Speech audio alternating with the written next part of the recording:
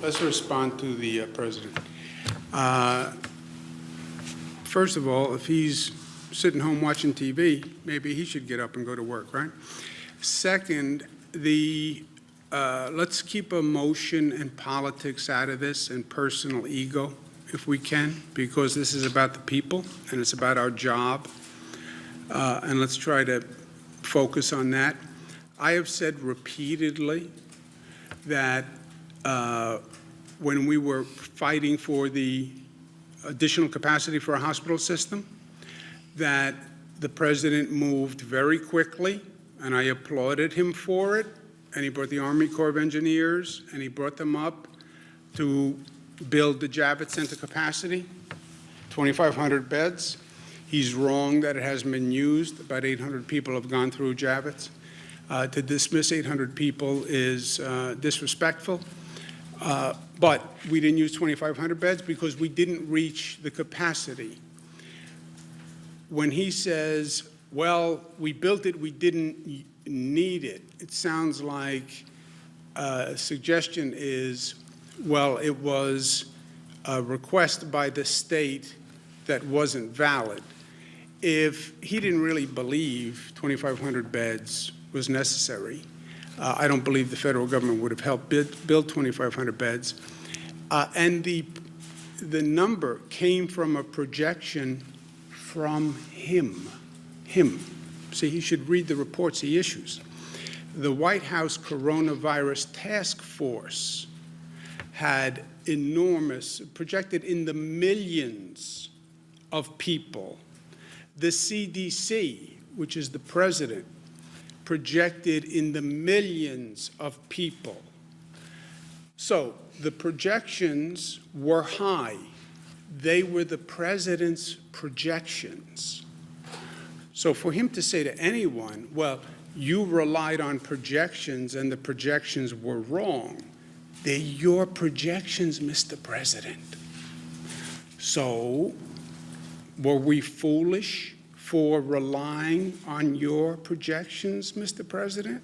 CDC, Coronavirus White House Task Force, that's you, White House, that's you. We relied on your projections. Okay, shouldn't have relied on your projections. Actually, I think the president has a better argument, which is, yes, we built 2,500 beds because the projections said it could get that bad, and because we worked together, we flattened the curve and we didn't hit the projection, which is actually what happened. But don't suggest that anyone made a mistake relying on your projections or on Cornell, Columbia, McKinsey, et cetera. Second, I have said a number of times, I don't know, what am I supposed to do, send a bouquet of flowers? They were very helpful on Javits. They were very helpful on sending the U.S. Navy ship Comfort. They were very helpful in intervening with China and getting PPE equipment out of China.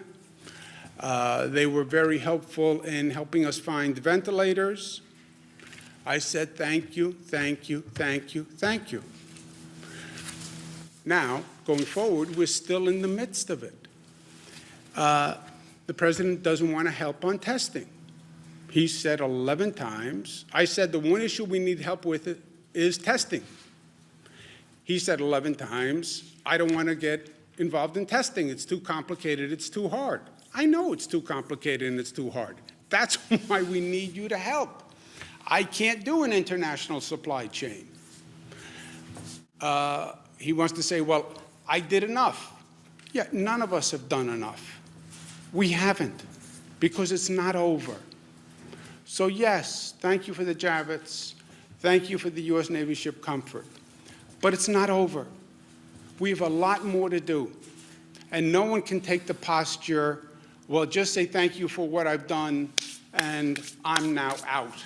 I'm not doing anything else. I've done my part. What if I said to the people of my state, okay, I'm done. By the way, I saved hundreds of thousands of lives.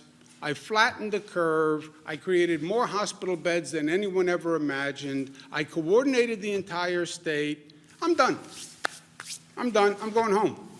I'm going to go see my mother. I'm going to spend time with my kids, and I'm going to go out fishing in Connecticut because their marinas are open. That's it. I'm done. What if I said that? That's what he's saying. I'm done. I don't want to help on testing. Testing is too hard. And then the only thing he's doing, let's be honest, well, it's up to the states to do reopen. By the way, it was always up to the states. What are you going to grant me what the Constitution gave me before you were born? It's called the 10th Amendment. I didn't need the President of the United States to tell me that I'm governor. And I didn't need the President of the United States to tell me the powers of a state.